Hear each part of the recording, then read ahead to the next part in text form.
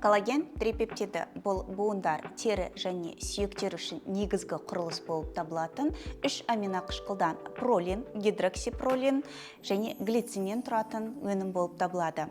Жоғары молекулалық коллагеннен айырмашылығы трипептид өте төмен молекулалық массаға ие, және ол бұл өнімнің биологиялық қолжетімділігін арттырады және ағзаға тез сіңуіне көмектеседі. Коллаген трипептидінің айырмашылықтарына келетін болсақ, ол тері барысында ағзадағы өз коллагеннің және гиалурон қышқылының синтезделуіне көмектеседі. Сонымен қатар терідегі әжімдерді азайтады, оның ылғалдандырады және серпімділігін нығайтады. Буындар мен сүйектерді қолдау барысында шымыршектерді нығайтады және артрит пен артроздың қабыну процестерін төмендетеді. Физикалық жаттығулардан кейін бұлшықеттердің зақымдануын азайтып, олардың тез қалыпқа келуіне көмектеседі. Коллаген трипептиді шаш пен тырнақтардың денсаулығын нығайту барысында шаштың беріктігін арттырады, ол шаштың түсуін төмендетеді, сонымен қатар тырнақтың берік болуына өз септігін тигізеді. Коллаген трипептиді ол жасуша деңгейінде әрекет етеді. Коллагеннің қалыптасуына көмектесетін фибробласттардың синтезделуін ынталандырады. Төмен молекулалық массаның арқасында ол терінің төмен қабаттарына және тіндерге оңай өтеді, сонымен қатар бізге нәтижені тез және ұзақ мерзімге алуға көмектеседі.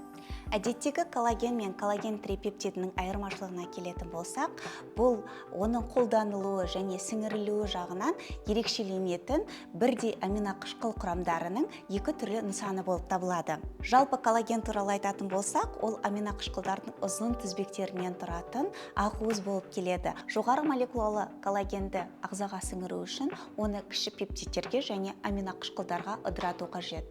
Бұл процесс энергия мен уақытты қажет етеді. Коллаген трипептиді ағзаға тез сіңу үшін қолайлы құрылымға ие.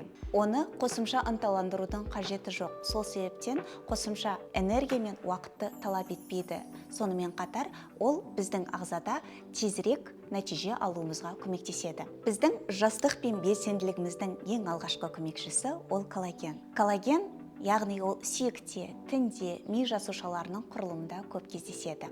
Терінің 75% коллагеннен тұрады. Ол терінің серпімділігін және қатпарларға төзеп беруіне көмектеседі. Сонымен қатар бұл жасарту эликсирі шашта, тырнақтарда көп кездеседі. Бірақ өкінішке орай, жас келе оның түзілу синтез процесі азая бастайды. Сол себептен қосымша түрде коллагенді қолдану біз үшін өте маңызды болып табылады. Коллагенді қабылдау барысында дұрыс нәтижеге жету үшін оны таңдай білу қажет. Соңғы ақпараттарға сүйенетін болсақ, қазіргі кезеңде гидролизденген балық өнімдерінен алынған коллагеннің құндылығы өте жоғары. Women's Health сериясындағы коллаген трипептидтері және кофакторлары өнімінде теңіз балықтарынан алынған гидролизденген наномолекулалы коллаген пайдаланылады. Бұл терінің, сүйек тінінің бұлшықеттердің құрылымын нығайтады. Биоактивті аминақышқылдары трипептид түрінде теріге және қимыл қозғалыс барысындағы бұлшықеттерге тез сіңеді. Зерттеулер көрсеткендей, пролин және гидроксипролин аминақышқылдары гиалурон қышқылының және буын шеміршегінің синтезіне ықпал етеді. Ал коллаген трипептиді құрамындағы глицин және пролин ағзадағы қан қысымын төмендетуге көмектеседі. Аскорбат натрий коллагеннің синтезделуіне көмектеседі, әжімдердің пайда болуын баяулатады және тері қабаттарын нығайтады.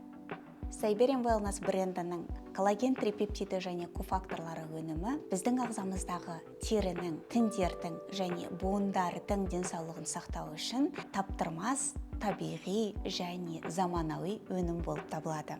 Оның жоғары биологиялық қолжетімділігі және дәлелденген тиімділігі анти-эйдж және денсаулықты қалыпқа келтіру барысындағы таптырмас өнім болып табылады.